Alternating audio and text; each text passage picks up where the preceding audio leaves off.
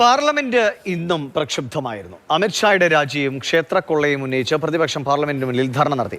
പ്രതിപക്ഷ ബഹളത്തിനിടെ ചർച്ചയില്ലാതെ ജനന മരണ രജിസ്ട്രേഷൻ ബിൽ ലോക്സഭ പാസാക്കി. അടുത്തയാഴ്ച FCRA ബിൽ പരിഗണനയ്ക്കെടുത്തേക്കും. ഇരുസഭകളും തിങ്കളാഴ്ച ചേരും.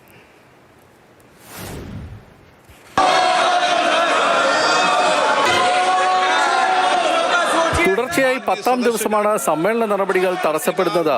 വിദ്യാർത്ഥികൾക്ക് നേരെ പെല്ലറ്റ് ഗൺ പ്രയോഗിച്ചതിൽ ആഭ്യന്തരമന്ത്രിയിൽ നിന്നും വിശദീകരണം തേടി ഇരുസഭകളിലും പ്രതിപക്ഷം നടുത്തളത്തിലിറങ്ങി.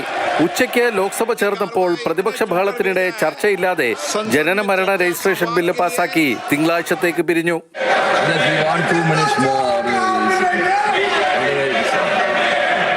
അമിത്ഷായുടെ സാന്നിധ്യം തേടി പ്രതിപക്ഷം ബഹളം വെച്ചതോടെ രാജ്യസഭയും തിങ്കളാഴ്ച ചേരാനായി നിർത്തിവെച്ചു.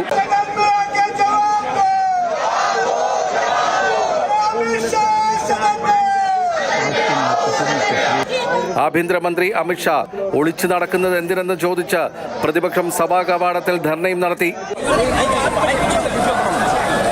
രാമക്ഷേത്ര കൊള്ളയിൽ വ്യത്യസ്ത സമരമായിരുന്നു ഇന്ന് പാർലമെന്റ് കവാടത്തിൽ. കാഷായ വേഷം ധരിച്ചെത്തിയ പപ്പു യാദവ് സന്യാസിയായി. പ്രതീകാത്മകമായി മഗർദ്വാറിന് മുന്നിൽ വെച്ച സംഭാവന പെട്ടിയിൽ MP-മാർ പണമിട്ടു. പ്രതിപക്ഷ നേതാവ് രാഹുൽ ഗാന്ധിയും സംഭാവന നൽകി.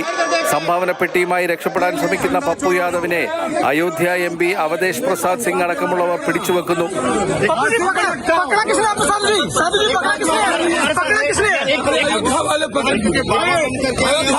കാഷായ വേഷം ധരിച്ച് പ്രച്ഛന്നനായി ലോക്സഭയിലെത്തിയതിൽ പപ്പു യാദവിനെ സ്പീക്കർ അതൃപ്തി അറിയിച്ചു. ഇത്തരം വേഷങ്ങൾ പാടില്ലെന്ന് നേരത്തെ മുന്നറിയിപ്പ് നൽകിയിരുന്നതാണെന്നും സ്പീക്കർ പറഞ്ഞു.